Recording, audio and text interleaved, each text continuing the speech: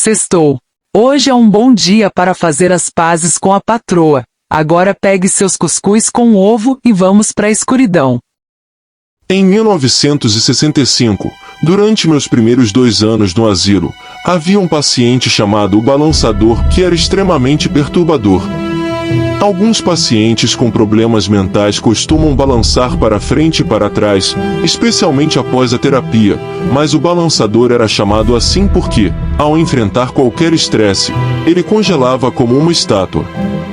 Um dia, enquanto eu ainda estava cheio de esperança de que meu trabalho ajudaria todos esses pacientes a se recuperarem e voltarem à normalidade, o balançador começou a jogar pimenta vermelha em pratos aleatórios na cozinha, o que deixou os outros irritados e elevou os níveis de estresse.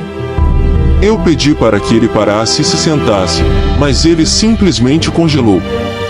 Nunca havia visto alguém congelar daquela forma. Ele parou de respirar e ficou com os olhos fixos em mim, parecendo inconsciente. As enfermeiras entraram e o levaram para um local afastado dos outros. Perguntei a uma delas o que havia acontecido, e elas disseram que a terapia de choque havia afetado seus nervos de tal forma que, quando ele ficava estressado, agia como se estivesse levando choques, ficando tenso e até desmaiando, mas seus nervos continuavam disparando, deixando-o em um estado congelado até que os nervos se acalmassem novamente. Eu fiquei assustado e perguntei como lidar com alguém que congelava toda vez que estava estressado. As enfermeiras disseram que eu não poderia repreendê-lo, pois isso deixaria ainda mais estressado. Isso ia contra o que eu acreditava, pois achava que poderia ajudar os doentes mentais com uma combinação de gentileza e disciplina para que se recuperassem.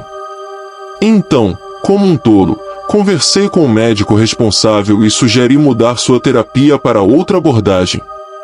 No entanto, o médico explicou que o balançador era um psicopata, alguém que poderia se tornar violento e matar em questão de segundos.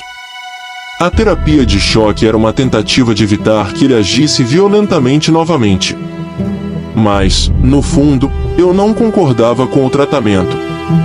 Sentia que estava errado subjugar a mente dos pacientes dessa forma, tornando-os tão passivos e controlados que até mesmo sua personalidade era afetada. No dia seguinte, resolvi me desculpar com o balançador. Sentei-me ao seu lado na cama e tentei explicar que entendia que ele estava mentalmente consciente e que não tinha nada contra ele pessoalmente, apenas estava frustrado com a situação. Foi então que ele me atacou, apertando meu pescoço com força. Tentei gritar, mas não conseguia, e comecei a sufocar. Foi quando as enfermeiras chegaram correndo. As enfermeiras não conseguiam soltá-lo, então uma delas pegou um machado de incêndio e cortou as mãos do balançador para me libertar. Foi uma experiência terrível, e eu acabei com um grande corte no braço. Depois disso, o balançador foi transferido para outro asilo. Eu ainda tinha esperanças de que ele pudesse ser ajudado, mas de longe, porque psicopatas eram diferentes dos outros pacientes. Eles eram doentes de uma maneira que nem mesmo compreendíamos totalmente. Essa experiência me fez perceber que nem todos os pacientes podiam ser ajudados da mesma forma e que, às vezes, o sistema falhava ao tentar curar aqueles que estavam além de qualquer tratamento convencional. Foi uma lição dolorosa e me deixou questionando como poderíamos realmente ajudar pessoas com problemas mentais graves. Próximo relato. Era 5 de junho de 1974, um verão chuvoso, mas para mim e minha esposa, significava uma época de renovação. Tínhamos acabado de renovar nossos votos e nos apaixonado novamente. Nossa fé em Deus estava nos ajudando a superar os desafios, e até mesmo ingressamos em uma igreja local, sentindo-nos bem com a vida. As coisas estavam indo bem para nós, com ambos trabalhando e nossos filhos indo bem na escola. Entretanto, naquele mesmo ano, algo perturbador estava acontecendo no asilo em que trabalhava. O chefe do hospital, acreditando ser um especialista em autismo, decidiu realizar um experimento duvidoso com as crianças autistas internadas. Ele começou um tratamento que consistia em alimentar as crianças de maneiras diferentes, algumas apenas com vegetais, outras apenas com carne, outras sem limite de comida e uma, chamada Ashley, apenas com água. Cada criança também recebeu um comprimido que supostamente continha nutrientes e vitaminas necessárias. Eu era responsável por preparar a comida no asilo, mas não gostei nada desse experimento. Ao longo de 2 semanas e meia, não vi nenhuma melhora significativa nas crianças, exceto por sua perda de peso. Minha preocupação crescia cada dia ao ver Ashley se tornar cada vez mais fraca e apática. Um dia, as enfermeiras sugeriram que não a deixássemos mais frequentar minhas aulas de culinária devido ao comportamento dela.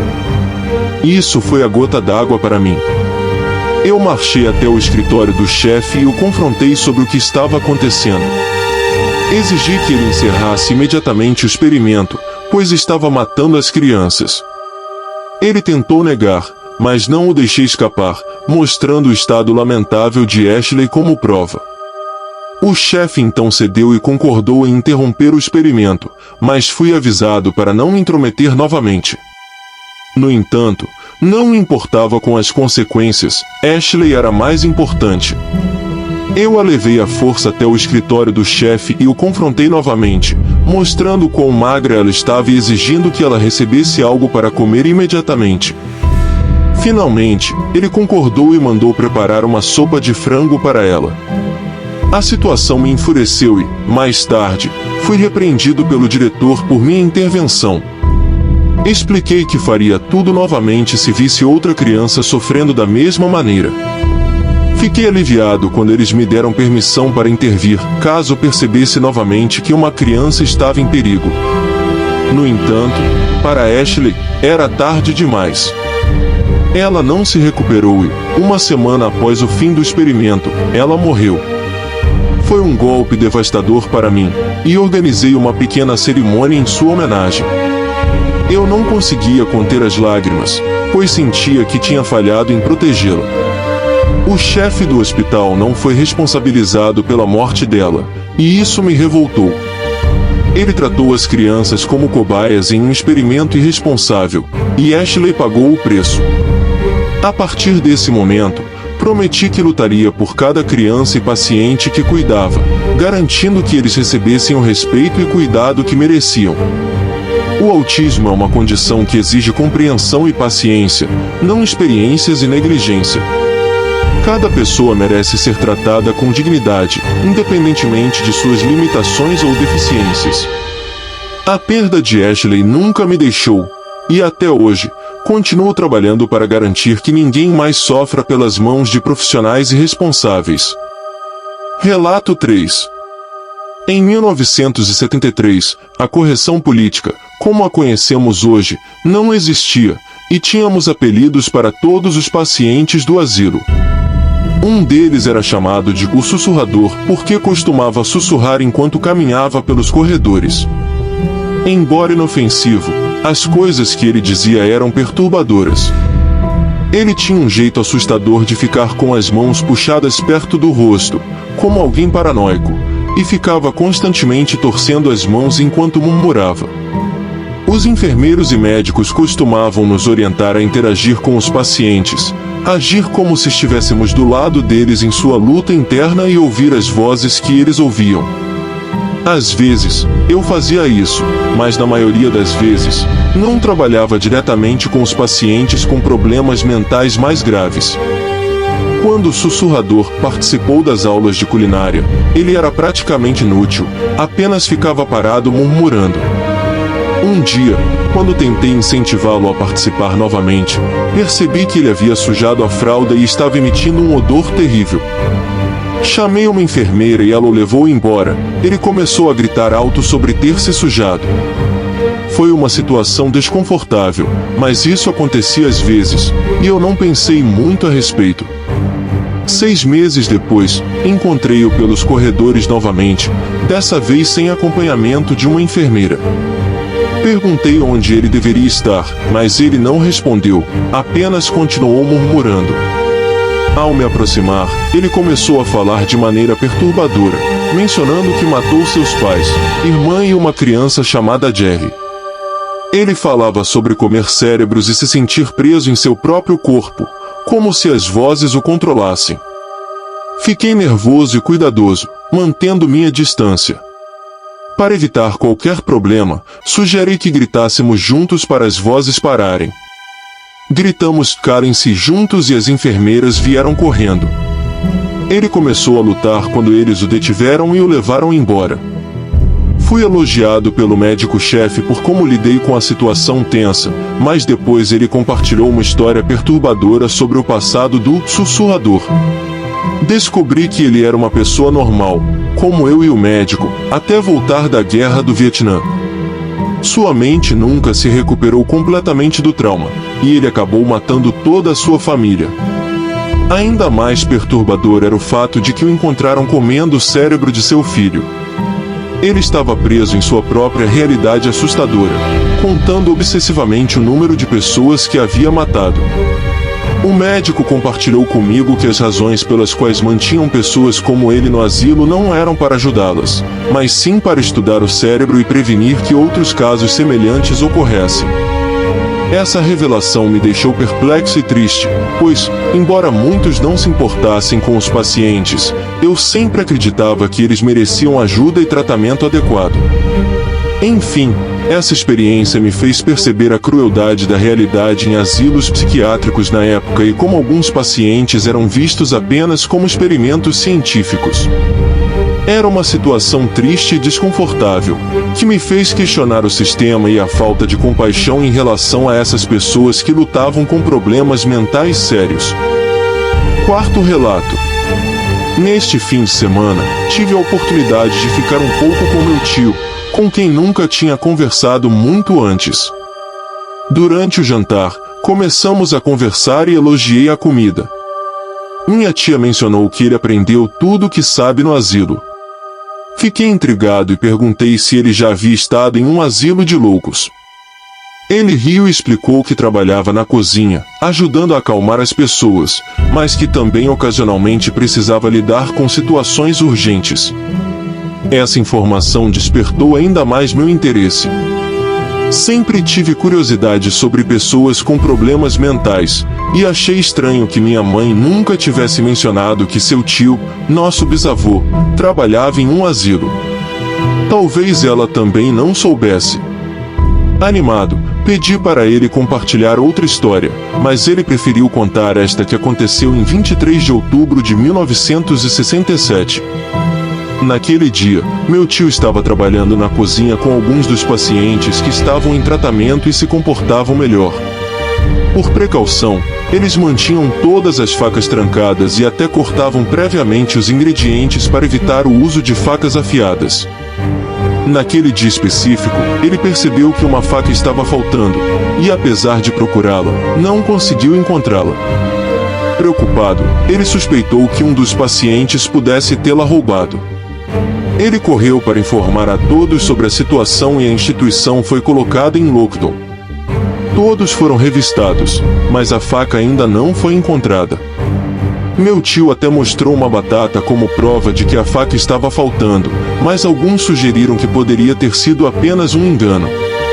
Apesar de se sentir culpado, ele ofereceu-se para pagar por uma nova faca e se desculpar pelo inconveniente, mas todos concordaram que a segurança do pessoal era a prioridade.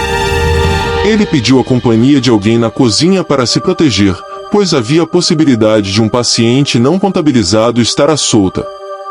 Eventualmente, um lockdown foi anunciado e a situação parecia mais grave do que o habitual. Quando tentou ligar para a recepção, uma voz estranha atendeu de forma perturbadora, mencionando o asilo como um lugar cheio de loucos. Com o coração acelerado, ele percebeu que algo estava terrivelmente errado. Em 1967, não havia 911, então ele ligou para a polícia local e alertou que o asilo estava em perigo. Eles esperaram na cozinha por horas até que um policial chegou. Após um momento de hesitação, eles abriram a porta e viram um médico-chefe ensanguentado. Ele explicou que um funcionário tinha roubado a faca e, quando meu tio estava lavando alface na pia, esse funcionário esperou o momento certo para abrir as celas dos pacientes e trancar os trabalhadores em um armário. Um dos pacientes roubou a faca e cometeu um assassinato, desencadeando um ataque em série contra outros pacientes. A ligação telefônica de meu tio foi crucial, pois alertou as autoridades a tempo, permitindo que eles chegassem antes que mais tragédias ocorressem. Seu rápido pensamento e ação salvaram muitas vidas naquele dia. Foi realmente um dia terrível e assustador para todos no asilo, mas a coragem e a vigilância de meu tio foram fundamentais para evitar um desastre ainda maior. Aperte o botão de inscrição agora para não perder nenhum de nossos vídeos de terror. Somos o melhor canal de terror do YouTube. Inscreva-se e veja por quê. Nossos vídeos são tão assustadores que você vai querer se inscrever para assisti-los novamente e novamente. Não perca mais os nossos vídeos de terror. Inscreva-se agora. Inscreva-se no nosso canal e receba um bônus especial. Um vídeo de terror exclusivo que você só verá se inscrever. O que você achou desse vídeo? Deixe um comentário abaixo. Compartilhe este vídeo com seus amigos que também gostam de terror. Inscreva-se no nosso canal para ver mais vídeos de terror como este. Não deixe de se inscrever no nosso canal para ficar por dentro de todos os nossos novos vídeos.